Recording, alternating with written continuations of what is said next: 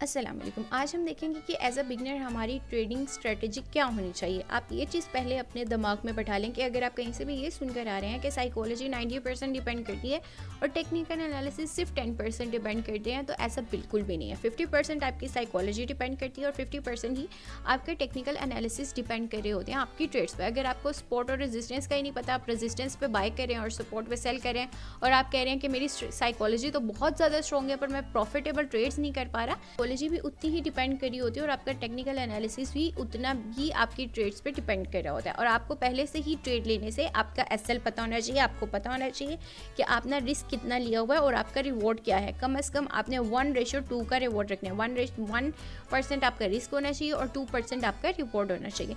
अगर एक दिन में आपके 3 एसएल हिट हो गए हैं तो आपने दोबारा ट्रेड नहीं लेनी, नेक्स्ट डे आपने अच्छी मोटिवेशन के साथ दोबारा ट्रेड लेनी है।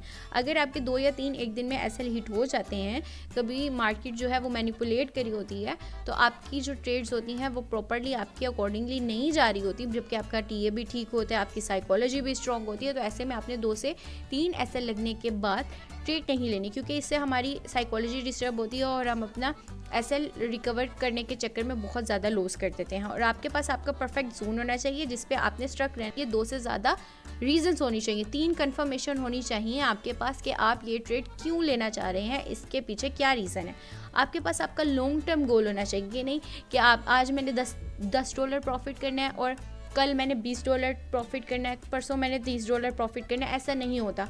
10 ट्रेड्स अगर आपने लिए हैं उसमें से 2 आपके एसएल हिट हो जाते हैं, 80% ट्रेड जो है वो 8 जो है आपकी ट्रेड जो है अगर प्रॉफिट में जा रही हैं तो 2 आपके एसएल हिट हो सकते हैं। कंटिन्यूसली अपनी ट्रेड्स को मॉनिटर करना है कि आपने ये ट्रेड्स क्यों लिया। अगर मार्केट आपकी ट्रेड्स के रिवर्स जाना शुरू हो गई है तो आपने उसको एडजस्ट करने की कोशिश करनी है। ये नहीं कि मार्केट का ट्रेंड बाय था, आपने बाय की ट्रेड ली हुई थी, मार्केट ने अपना ट्रेंड जो है वो रिवर्स कर लिया है, रिवर्सल ट्रेंड में चलेगी, या मार्केट ने अपना ट्रेंड बीरिश कर लिया है तो आप जो है तभी भी अपनी ट्रेड पे स्ट्रक हैं कि नहीं भाई मार्केट बाय जाएगी ही जाएगी।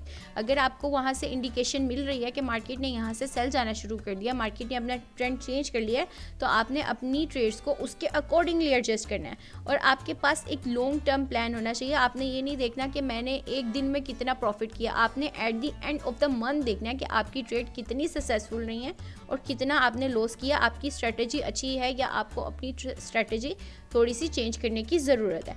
आपने हमेशा अपनी ट्रेड्स को डिसिप्लिन में लेना है। कभी भी ये नहीं करना कि एक दफ़ा में आपने 0.01 की ट्रेड ले ली और अगली दफ़ा में आपका लोड साइज़ ही बढ़ गया कि भाई मेरी स्ट्रेटजी बहुत अच्छी होगी। अपनी ट्रेड्स को हमेशा रिस्क मैनेजमेंट के अकॉर्डिंगली ही मैनेज करना है।